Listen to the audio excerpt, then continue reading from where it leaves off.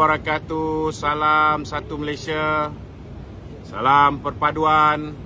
Apa khabar orang Kuala Lumpur? Kita bersiaran malam ni di restoran selera ramai 786 Ikan Singgang,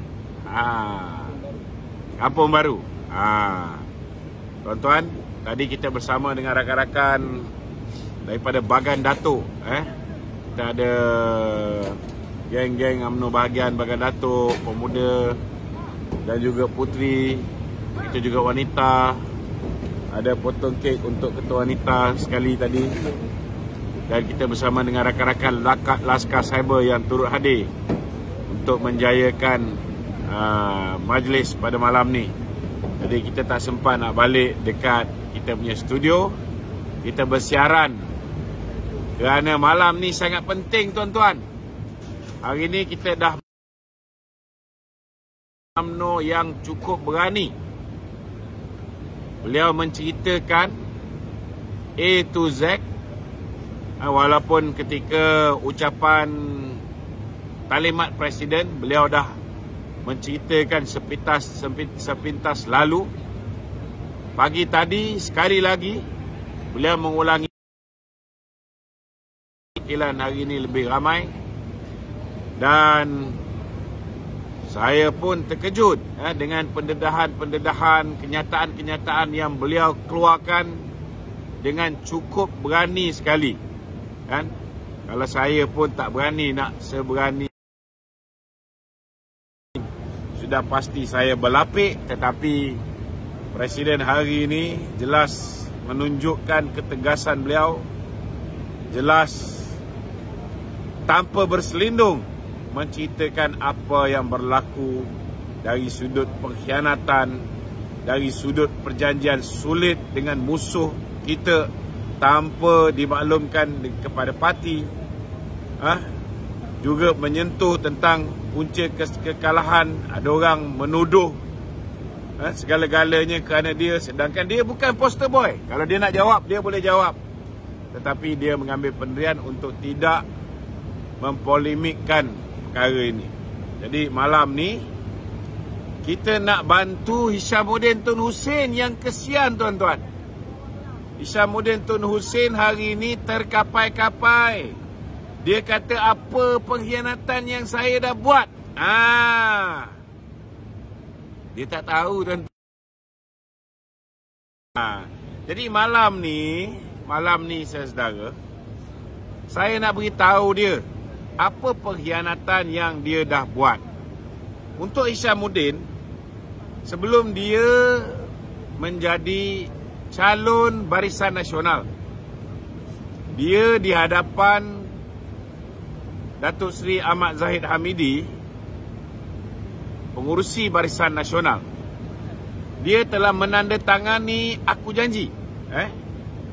Di dalam aku janji dia macam-macam lah yang dia janji, tak nak lompat parti dan sebagainya. Namun di dalam aku janji ini ada dinyatakan sekiranya kita tidak boleh membentuk kerajaan secara bersendirian.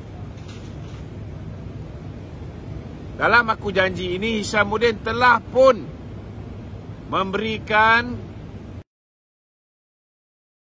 dia telah menandatangani aku janji, berjanji untuk menyerahkan kuasa untuk berunding dan membuat keputusan kepada pengurusi Barisan Nasional dengan siapa kita nak bergabung untuk membentuk kerajaan ke-16. Sekiranya Barisan Nasional perintah secara janji itu juga beliau tidak pernah menandatangani dengan pihak lain ataupun SD dengan pihak lain, dan beliau juga berjanji tidak akan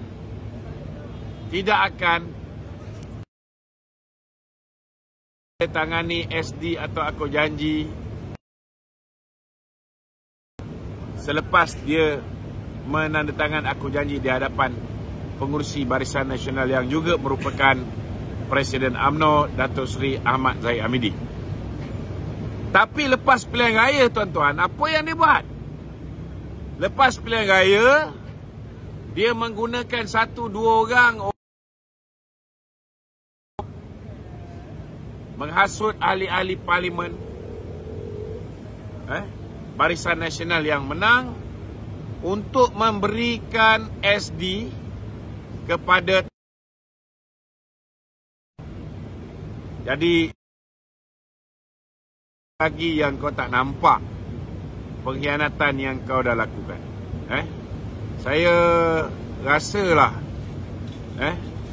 Apik Lempang pun, tuan-tuan, boleh faham bahawa tindakan Hishamuddin itu adalah satu pengkhianatan.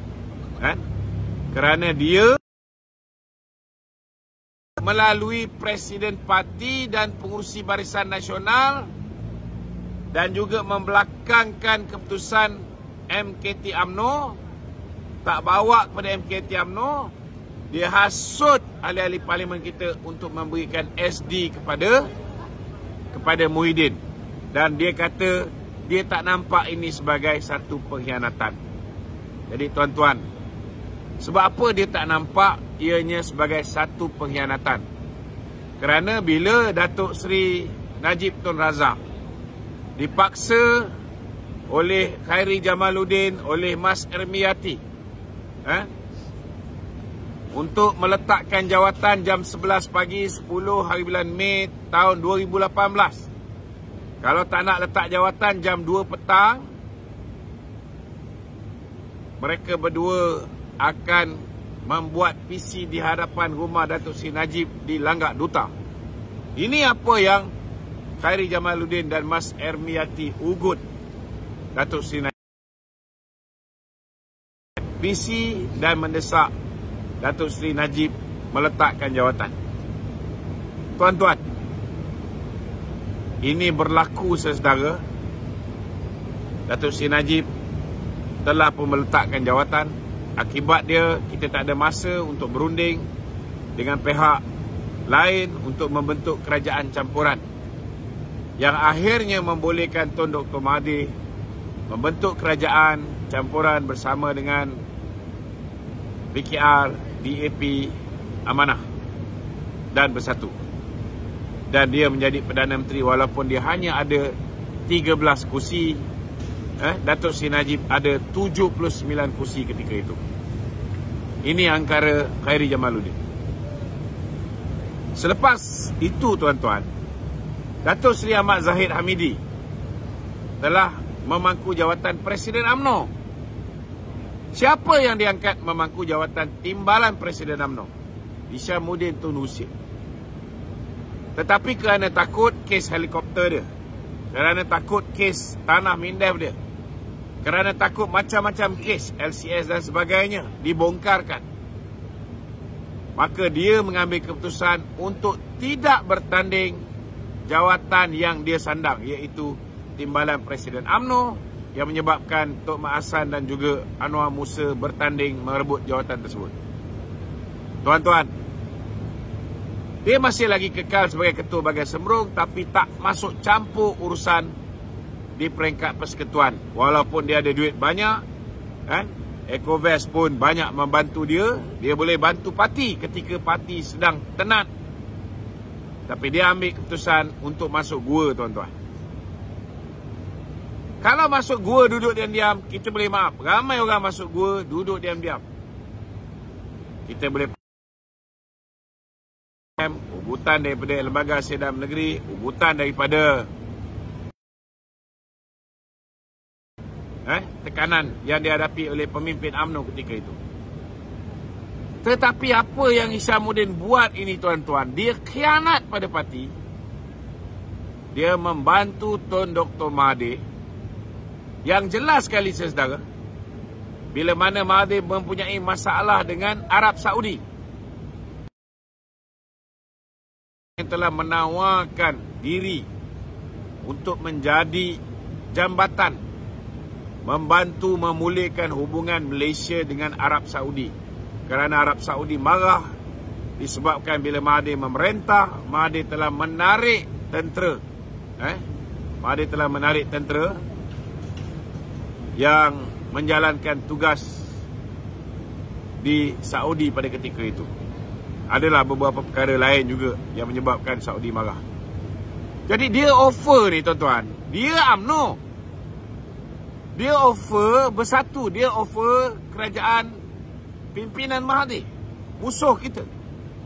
Itu satu hal. Kemudian apa lagi pengkhianatan dia buat?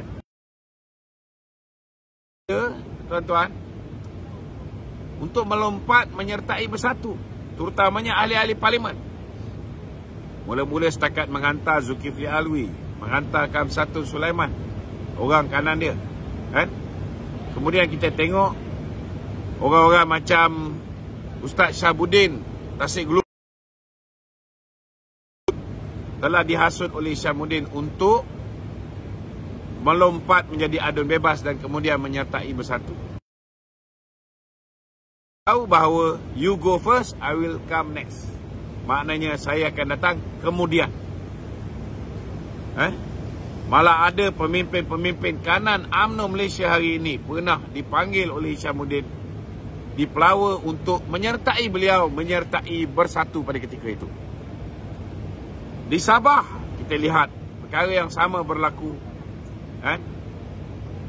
di mana beliau telah menghasut pemimpin-pemimpin UMNO Sabah untuk menyertai bersatu secara beramai-ramai. Dan bila salah seorang ahli majlis, masa itu belum lagi jadi MKT UMNO, iaitu Ketua Dato' Yaakob Han, bertanya dengan Hisham sama ada apa yang dia patut buat. Hisham jawab, follow the flow. Maknanya ikut kawan-kawan yang lain ini sama-sama berhijrah ke bersatu beramai-ramai. Tetapi bila kita menang Cameron Highland, tuan-tuan, mereka tarik handbrake sehingga kan Akbahan pun marah sebab anak dia Firdaus sudah pun melompat daripada menjadi Ketua UMNO bahagian Batu Sapi, melompat pergi ke bersatu. Begitu juga dengan Ustaz Syahabuddin pun marah kerana dia dijanjikan Hisham akan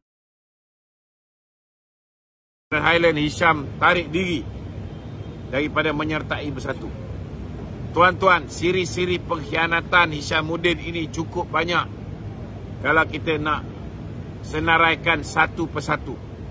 Dan saya telah membuat bukan satu laporan disiplin. Kali pertama saya buat laporan disiplin, dia selamat. Parti tak nak ada perpecahan, dia selamat. Tetapi kali ini, tuan-tuan, disebabkan laporan disiplin pertama itu tidak ada tindakan pelanggaran disiplin sekali lagi selepas pilihan raya umum ke-16, ke-15. Kita nak biarkan pengkhianat ini berterus hati kita. Betul lah Datuk dia pun tinggalkan parti kita. Bapak dia pun tinggalkan parti kita. Dia mati dalam Parti Melayu Semangat 46. Tuan-tuan. Dan hari ini saya minta tolonglah lembaga disiplin parti. Cepatlah siasat Hishamuddin ni. Berikan cadangan kepada MKT UMNO. Tolonglah ambil tindakan tegas kepada pengkhianat parti ini. Kerana kalau tidak ada tindakan tegas diambil ke atas Hishamuddin, selepas ini lebih ramai lagi orang macam Hishamuddin akan lahir. Lebih ramai lagi orang yang akan mengkhianati parti. Sarung baju UMNO, tetapi hati dia dengan parti lain. Duduk dalam UMNO, tetapi mereka tidak menghormati Presiden UMNO, tetapi mereka lebih menghormati Presiden parti lain. Apa kejadahnya engkau ahli Parlimen Barisan Nasional menang mewakili UMNO, bertanding atas tiket Barisan Nasional. Bila menang kau hasut orang, hasut MP, musuh politik kita. Ini pun dia masih tak nampak. Dia tak nampak apa pengkhianatan yang dia buat. Kita ingat hanya Hamid Bado je kabur, tuan-tuan. Rupanya Hishamuddin pun kabur juga. Jadi itu mukadimah saya pada malam ni. Mukadimah pun 15 minit lah Jadi saya buka pada sesi soal jawab. Malam ni ada banyak kawan-kawan yang nak bertanyakan soalan-soalan kan. Kita ada Tun Carlos pada malam ni. Tun Kuris pun ada. Korang ni semua siapa? Oh, Wan Kuris. Okey. Tapi FB Tun Kuris kan? Oh, page.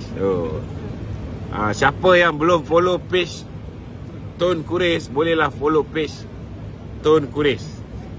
Berkenalan dengan orang yang selalu kena marah kalau bertanya soalan yang berulang.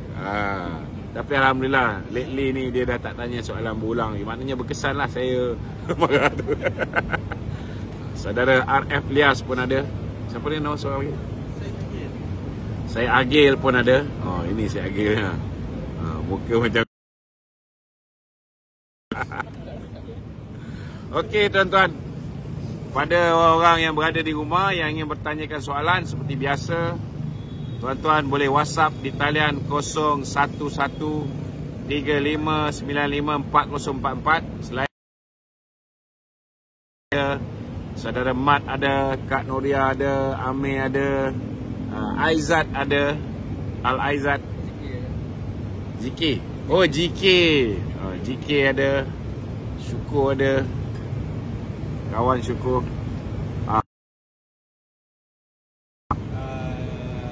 Syamudin ada bagi statement juga. Dia kata dia orang ni dah tarik sokongan, dah tarik SG tu. Tapi kenapa nak cakap pengkhianat lagi, dia dah ikut cakap parti. Ini peguam. Kalau dia ni memang budak tak belajar, tak apa.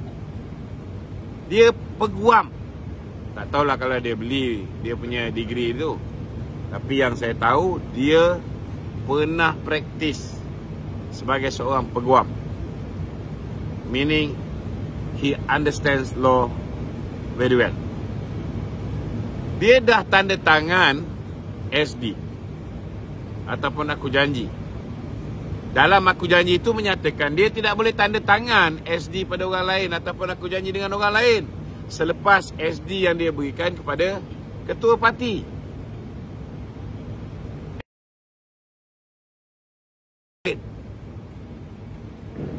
Dengan mengharapkan bahawa jika berjaya Muhyiddin Yassin membentuk kerajaan, kalau Muhyiddin menjadi Perdana Menterinya, dia timbalannya. Ini bukan khianat.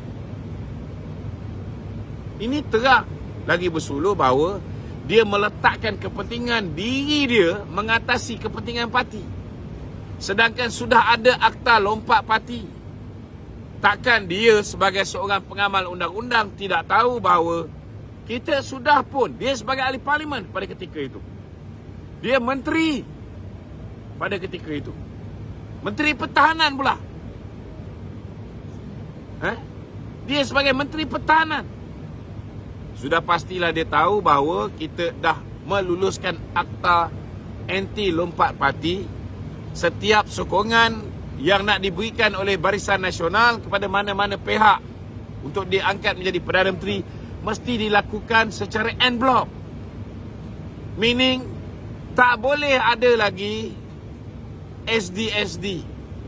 Tidak ada lagi sokongan secara individu kepada mana-mana pihak untuk menjadi Perdana Menteri. Keputusan itu perlu dibuat oleh ketua parti.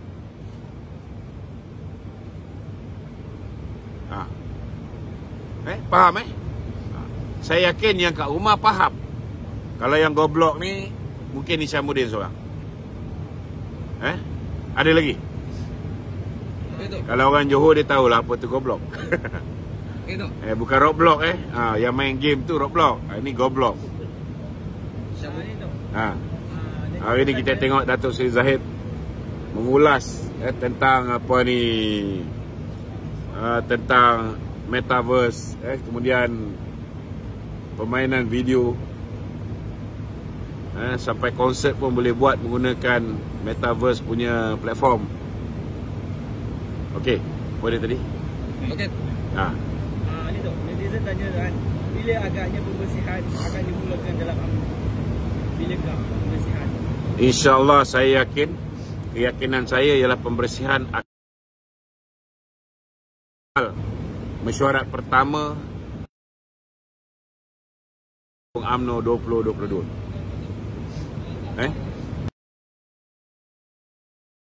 Sebab siasatan ke atas Isyamuddin, siasatan ke atas KJ sudah berjalan dah.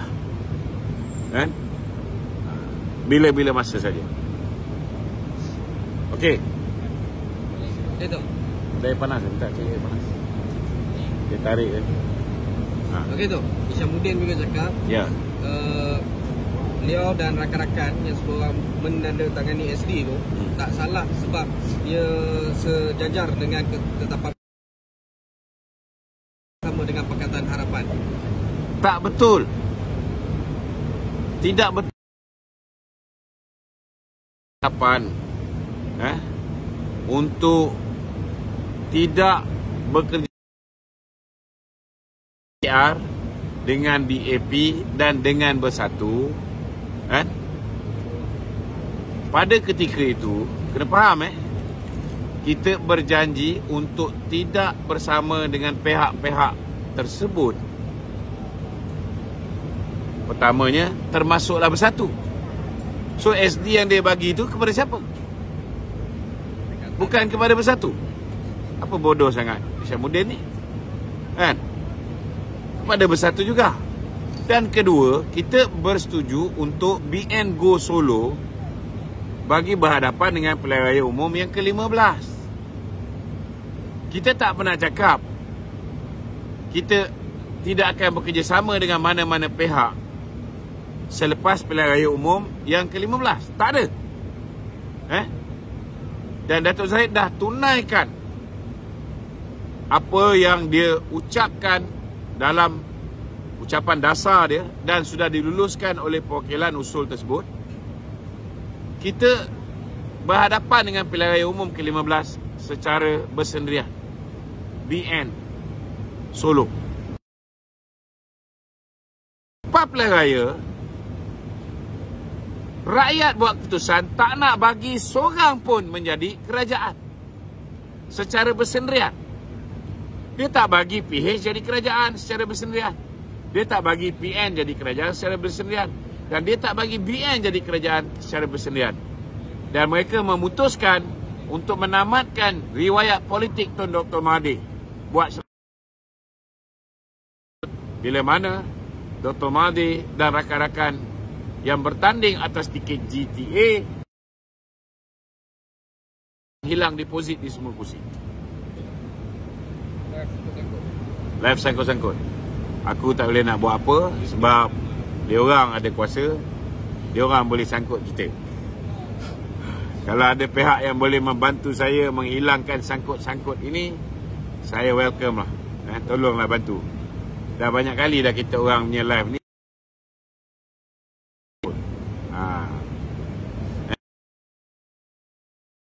Terima kasih lah.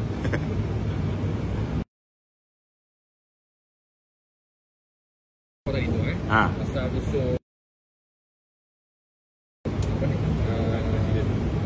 pertandingan presiden tadi tu. Ya. Anda kata perwakilan mahukan pertandingan presiden itu diteruskan. Ya. Dan Isyamuddin dan KJ mungkin diambil tindakan disiplin. Ya. Siapakah pencabar presiden? Setakat ini yang saya nampak yang gairah Johari Ghani. Dia dah meroyan tak tentu pasal sekarang ni. Sudah pastilah dia tak nak bertanding setakat jawatan naib presiden. Sebab dia bertanding otak seorang bekas Menteri Kewangan kedua, mungkin kalau bertanding naib presiden balik sukar untuk dia menang, tetapi timbalan presiden atau presiden lebih mudah. Kau kena faham otak orang-orang macam ni macam tu lah.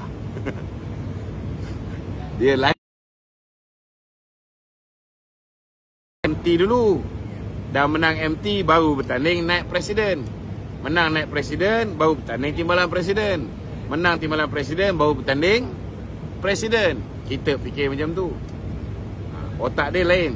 Kalau tak berjaya naik, kau pergi timbalan. Tak berjaya timbalan, kau pergi presiden.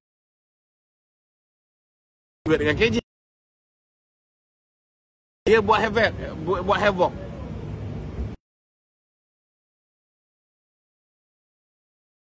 Kau fikir KJ nak bertanding presiden?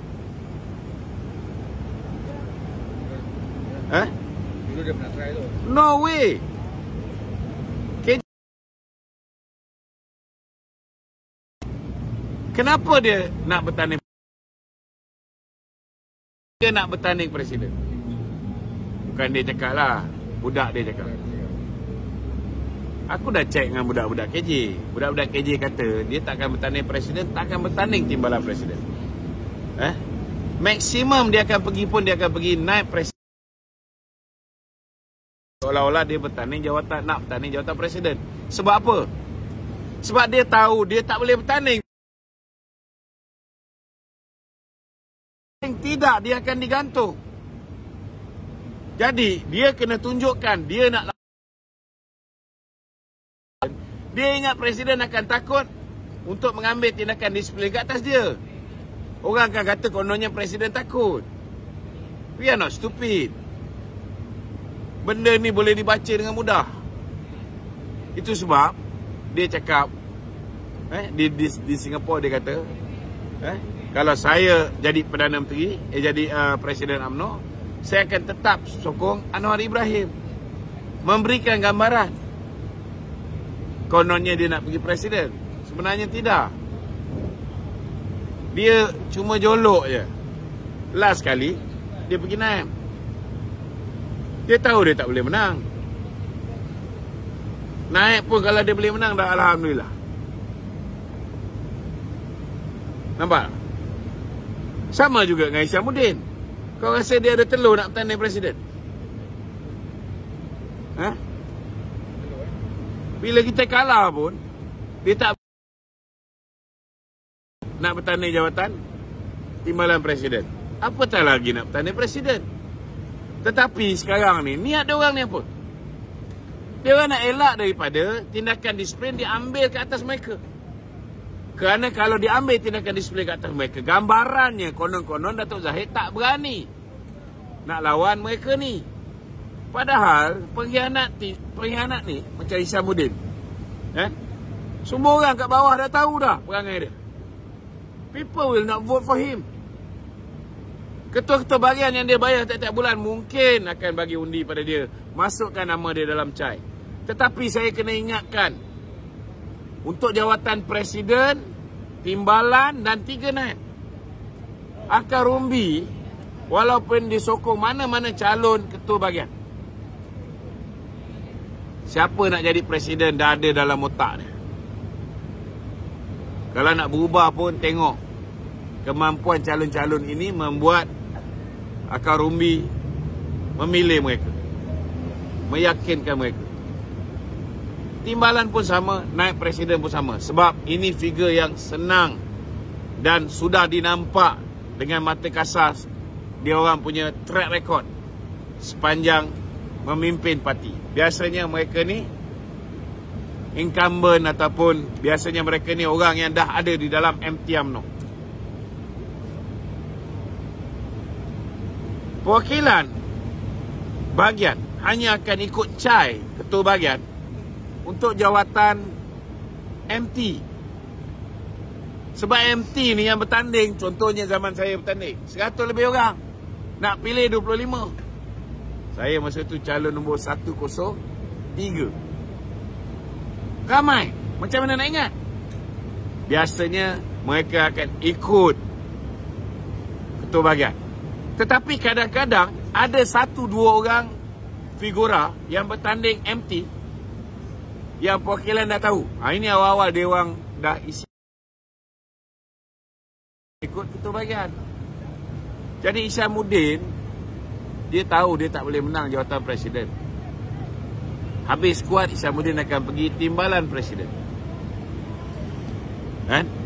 Diorang ni sebenarnya semuanya mengharapkan Tok Mat bertanding jawatan Presiden. Joe Gandhi pun sama juga. Tapi tunggu, Tok Mat tak layan dia. Itu yang dia kecewa, dia nak bertanding. Dia ingat dia ada utusan Malaysia, dia ada berita harian, dia ada NSTP, kan? Pun tengok media-media ni serang BN, bukan main kuat dulu masa pilihan raya. Media-media ni juga menyerang Presiden sekarang. Balik-balik duk kata kita perlu letakkan pemimpin yang bersih, tidak ada kes mahkamah dan sebagainya. Jangan sampai orang buka apa dia buat pada Datuk Sahab. Jangan sampai orang buka apa dia buat pada Datuk Sahab. Itu sebab dia tak jadi Menteri Kewangan. Takkan Anwar Ibrahim ni bodoh. Anwar Ibrahim lagi kenal Datuk Sahab daripada Datuk Jo. Nak beritahulah. Okey, ada lagi? Okey, Tok. Ternakan Anwar Mesir, Tok Faizal. Hidup lagi Tok Faizal ni?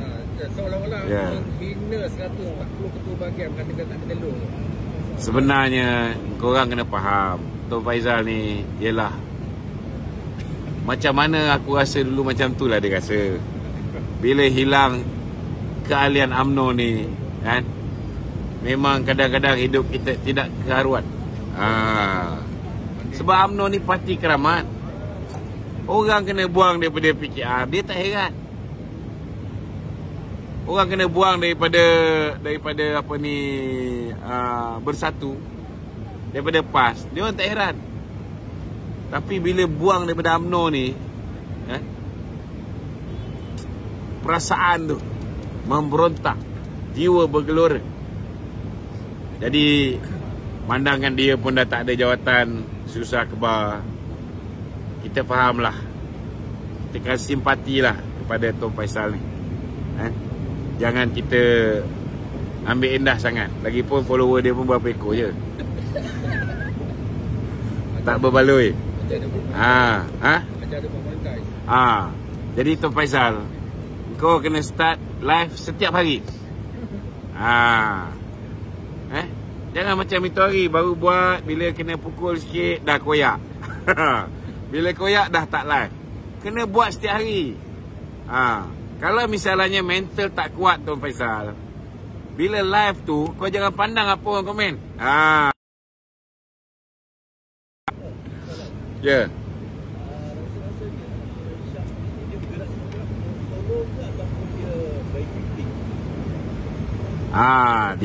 Saya dengar dia cuba nak partner dengan KJ. Tapi KJ ni pun boleh tahan juga. Dia pun ada juga jumpa dengan Joe Gandhi ni. Kita tak tahulah siapa kena dengan siapa ni. Ya.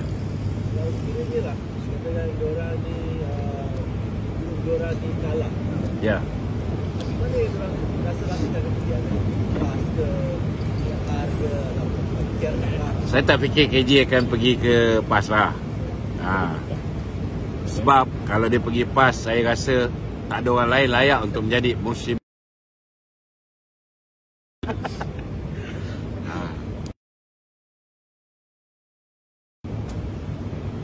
Macam Hishamuddin ni kemungkinan besar lah.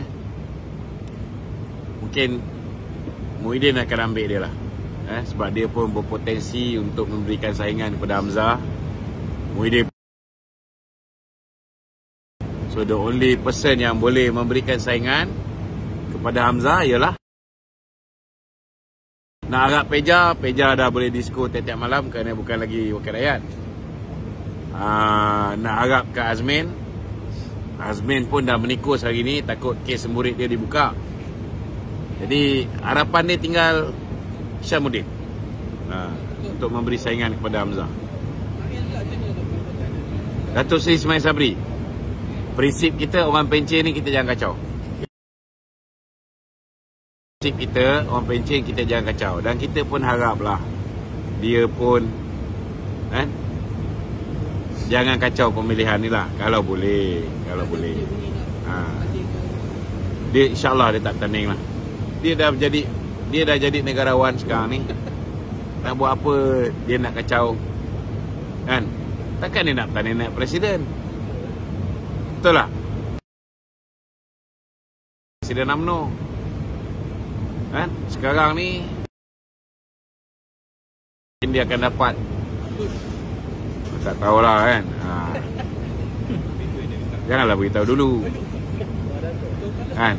Mungkin dia akan dapat perks dia sebagai seorang bekas Perdana Menteri, kan? Dia semua dah ada, kan? Hidup dia dah boleh bawa anak bini dia, cucu dia berjalan-jalan, pergi makan angin. Lebih baik dia enjoy dia punya life.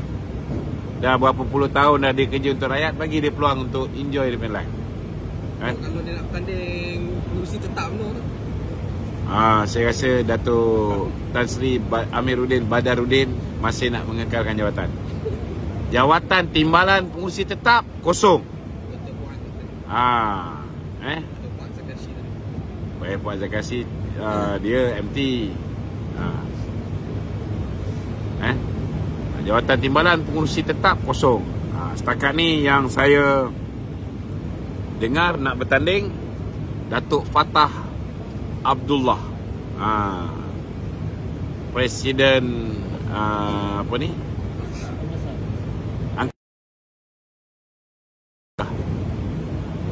dulu saya bawa dia sebagai pengurusi tetap pemuda. Seorang lagi yang nak bertanding, Syed Restoran Zubaidah, Subaidah, Syed Azmi. Seorang lagi lah. Calon-calon lain belum dengar lagi. Tadi tu cakap PAS mungkin tak terima Syamudin, tapi PAS nak terima Syahidan tu. Syahidan Kasim tu menepati ciri-ciri ulama dalam PAS.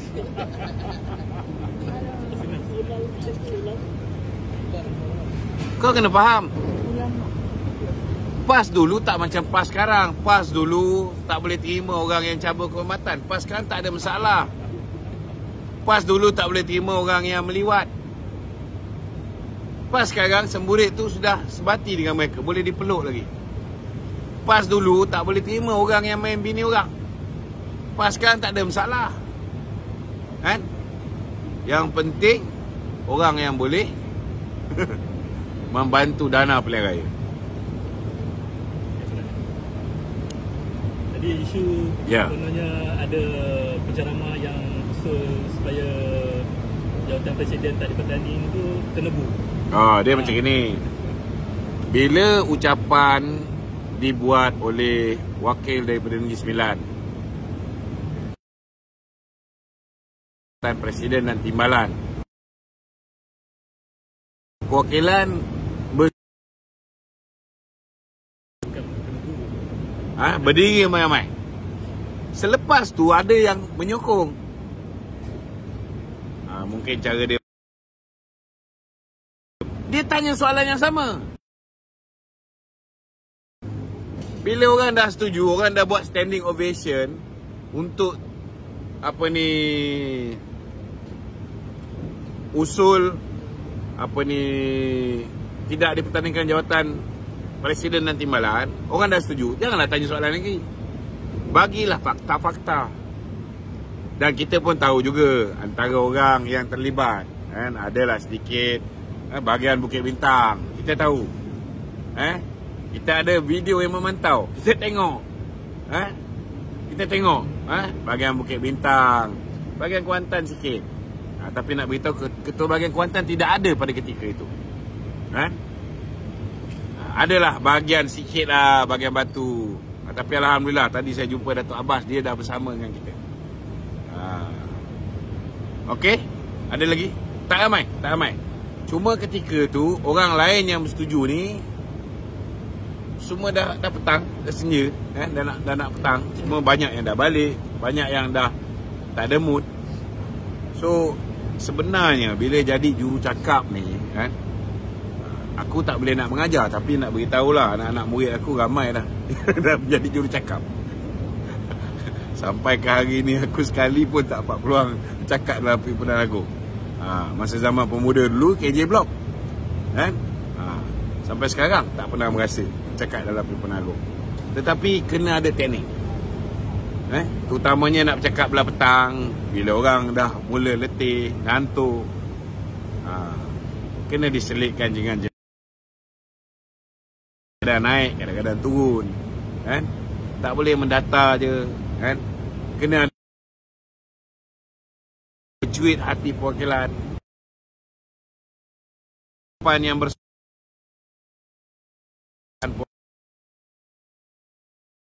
ya. Dah lama menunggu, tak dapat.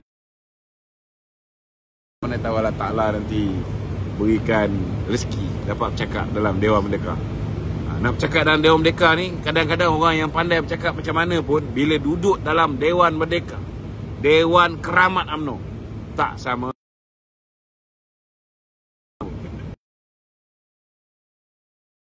Yang menonton kita Presiden UMNO, dia pun banyak juga buat kursus pidato dulu. Menonton tu timbalan Presiden UMNO, Ketua Pemuda, Ketua Wanita, Ketua Puteri. Kadang-kadang gemuruh jiwa tu datang. Dia benda ni ada teknik dia. Okey? Ya. Ada orang kata tu.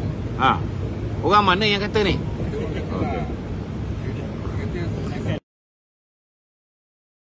Ajar akan tangkap PN. Maka kemudian balik ke Sebenarnya hanya orang gila je yang menonton RPK ni. Kan? Sebab RPK ni banyak sangat kencing dan mudah dikesan. Kalau dia menipu tak boleh dikesan, tak apa. Tapi masalahnya dia menipu. Contohnya dia kata adakan pertandingan, haramkan pertandingan. Bila masa aku cakap macam tu?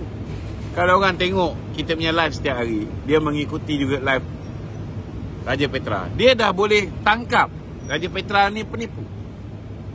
Dan banyak dia kata yang akan ditangkap. Tangkapan beramai-ramai paling besar dalam sejarah.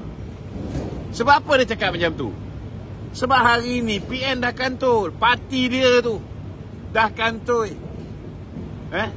merasuah pengundi. Dari mana datang duit itu? Sudah pastilah daripada komisen-komisen yang diterima, 3 hingga 5% yang dikutip oleh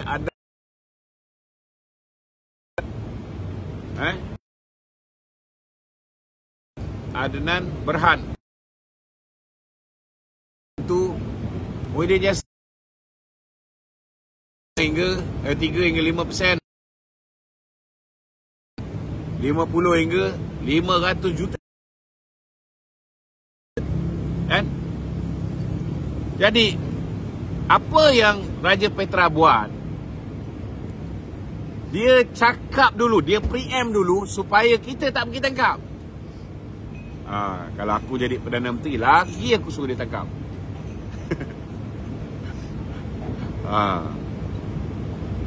Sebab dia menggunakan teknik ni, kita dah buat zaman Mahathir. Okey? Ada lagi? Okey tu. Tribunal Agong UMNO UMNO hari ini meluluskan 2 pindaan perlembagaan parti, termasuk memabitkan ahli yang menang bertanding tetapi meninggalkan parti atau bertanding sebagai calon bebas, atau parti lawan pada pilihan raya gugur keahlian dengan sendirinya. Mereka yang menyertai pakatan lain yang UMNO tiada dalam pakatan itu juga akan tergugur keahliannya secara otomatik. Soalannya tu. Soalan ni. Bagaimana dengan kondisi di Sabah setelah usul perlembagaan ini? Okey, kalau ikut sebelum ni kita dah buat akta anti lompat parti, itu di peringkat federal. Tetapi di dalam perlembagaan UMNO tidak dinyatakan keahlian tergugur secara automatik. Jadi pindaan hari ini adalah untuk memastikan bahawa dipinda perlembagaan UMNO itu selaras dengan akta anti lompat parti di peringkat persekutuan. Kita juga mengharapkan supaya akta anti lompat parti dilaksanakan di setiap negeri. Jadi selaras lah semua. Tapi kalau lepas ni, di peringkat Sabah contohnya, mereka lompat parti boleh ambil tindakan. Boleh pecat, tergugur. Tetapi pengguguran sebagai ahli Dewan Undangan Negeri, selagi mereka tak luluskan akta anti lompat parti, dia tak gugur sebagai ahli Dewan Undangan Negeri. Sebab di Sabah tidak ada akta lompat parti. Itu sebab di Sabah 5 orang geng-geng UMNO ni, mereka boleh memberikan sokongan kepada Haji G dengan menggunakan SD individu. Bila dah ada akta lompat parti, SD individu dah tak ada. Dia dah menjadi sokongan secara en bloc untuk mengangkat seorang ketua menteri. Okey? Itu. Kemudian pernyataan Datuk Rahman dengan pernyataan Jainuddin, mereka tegaskan yang mereka tak tahu. Jadi wajarkah kita letakkan pada masa akan datang kalau mereka asyik tak tahu je? Selama hari ini pun kita dah boleh bayangkan, bila kita kalah, mereka lari daripada perjuangan.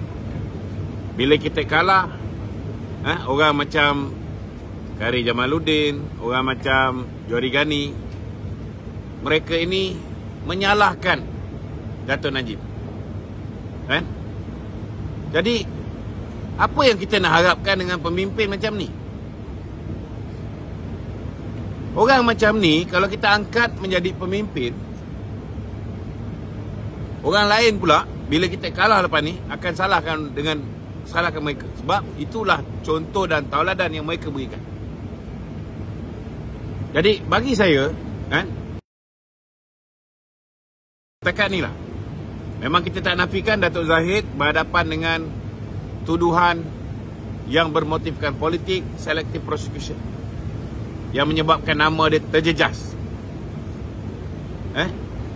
Kena ingat, perwakilan kena ingat bahawa beliau didakwa kerana dia enggan bubar UMNO dan menyertai Bersatu. Kalau dia sama macam Hishamuddin, tunduk dengan Mahathir, tunduk dengan Muhyiddin, dia didakwa tak? Dia tidak didakwa. Adakah dia bersih kalau dia tak didakwa?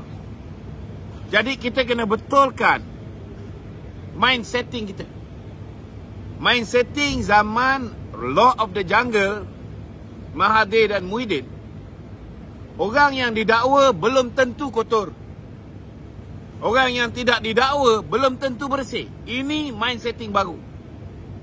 Bila kita berhadapan dengan kerajaan yang tidak mengamalkan prinsip undang-undang, tidak menegakkan keluhuran perlembagaan, tidak mengamalkan rule of law tetapi mengamalkan law of the jungle. Ini mind setting baru kita kena tanam dalam otak kita. Mungkin anak-anak muda, bagi mereka siapa kena dakwa, orang ni dah bersalah dah. Mereka tak faham bahawa dalam prinsip undang-undang, someone is innocent until proven guilty. Seseorang itu tidak bersalah walaupun dah didakwa sehingga dia dibuktikan bersalah.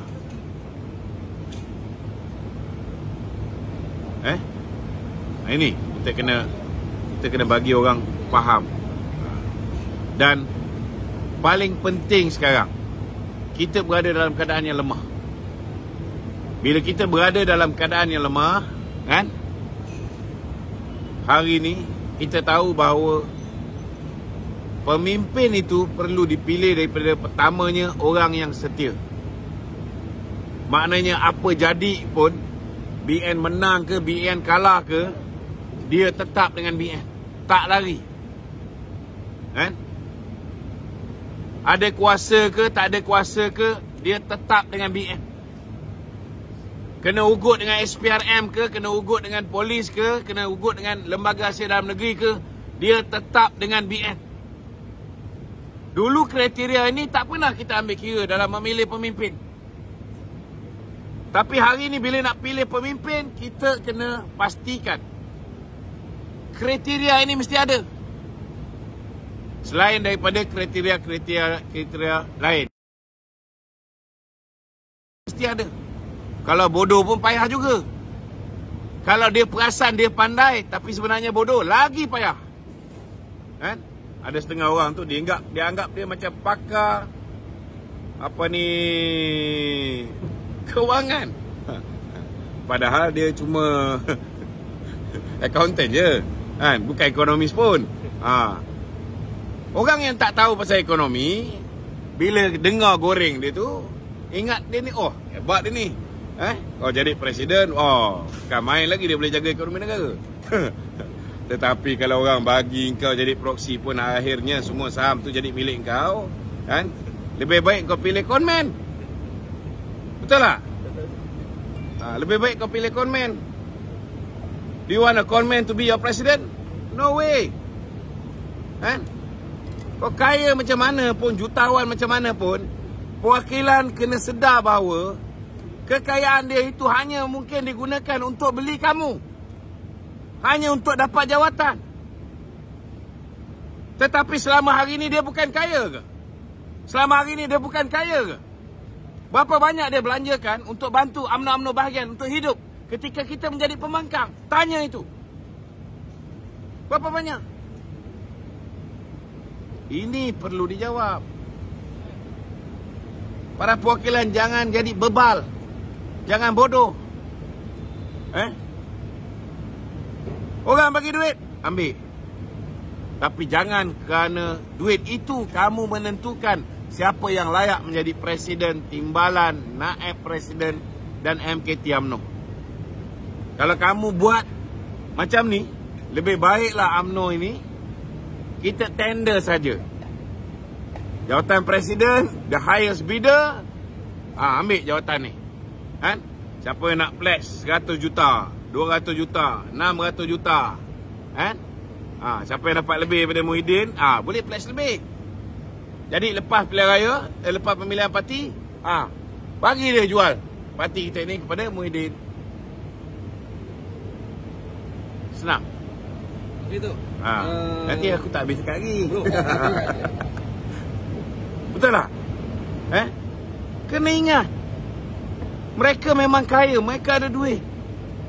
Tetapi mana duit itu digunakan? Adakah dia bantu? Aku masih ingat lagi kita nak buat demonstrasi dekat Wangsa Maju. Pemimpin-pemimpin di Wangsa Maju bertanya,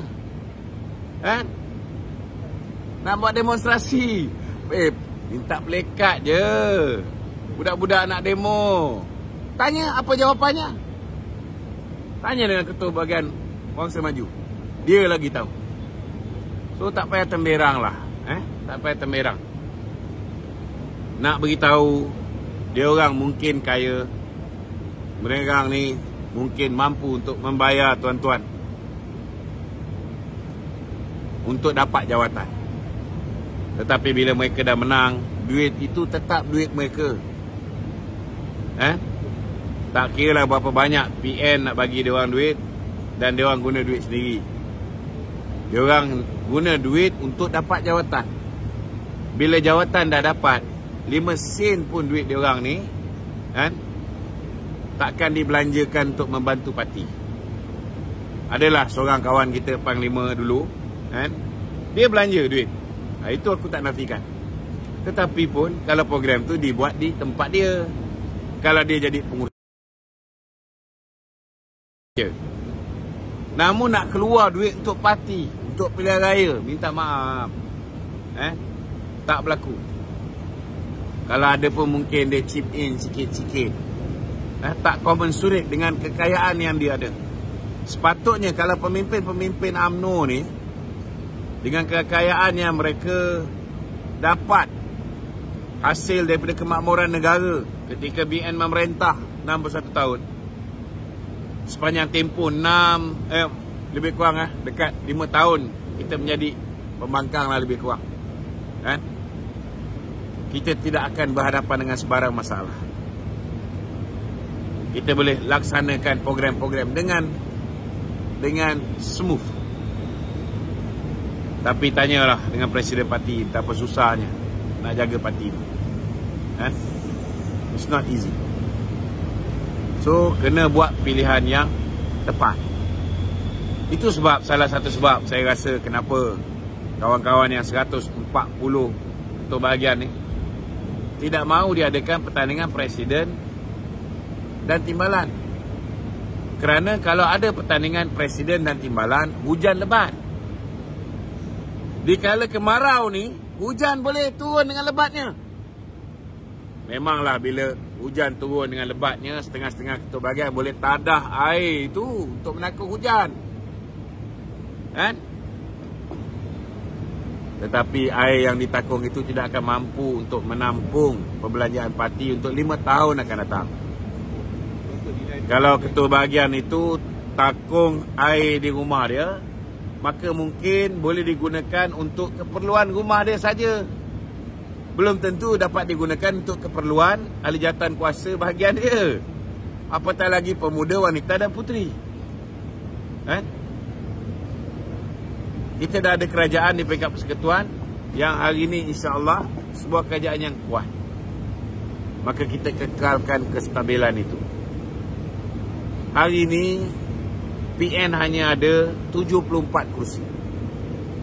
Kalaupun dapat presiden baru ini memberikan sokongan kepada Muhyiddin, 74 campur dengan 30, 104. Belum tentu boleh dapat sokongan daripada GPS. 104 campurlah katalah daripada GPS 23. Maka kita ada 127. Tuan-tuan jangan lupa PH ada 126. 22 bulan PH tumbang.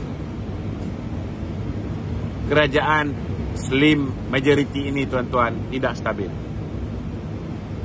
Kalau dulu kita undi sekali dapat 3 Perdana Menteri, kali ni tuan-tuan nak undi sekali dapat 5 Perdana Menteri. Kalau nak, silakan. Kita tak ada masalah.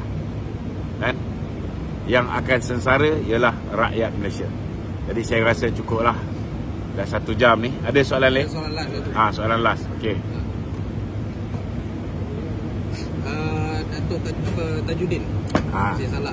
Dia kata dia dikhianati. Dia tak tahu apa kesalahan dia. Yalah. Dia dikhianati, dia tak tahu apa kesalahan dia. Saya rasa kita ahli-ahli UMNO yang menyangkakan dia Panglima Pasir Salak, kita lagi rasa kita dikhianati. Berapa kali kita turun Pasir Salak membantu dia buat program kat sana. Kan? Buat program apa nama bantahan penyatuan ummah. Kita support dia.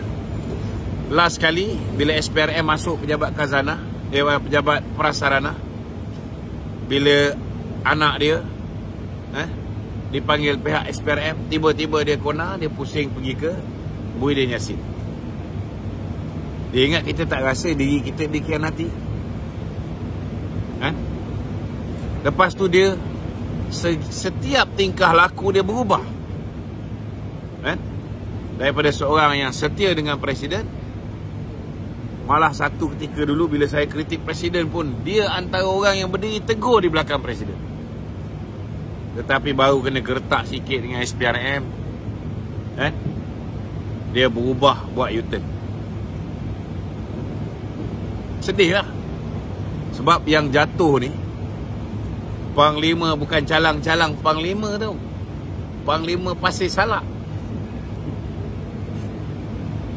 Jadi tak payahlah kita ulas panjang, kan? May he rest in peace. Biarlah dia rest dengan aman. Okey? Sadaqallahul azim. Assalamualaikum warahmatullahi wabarakatuh.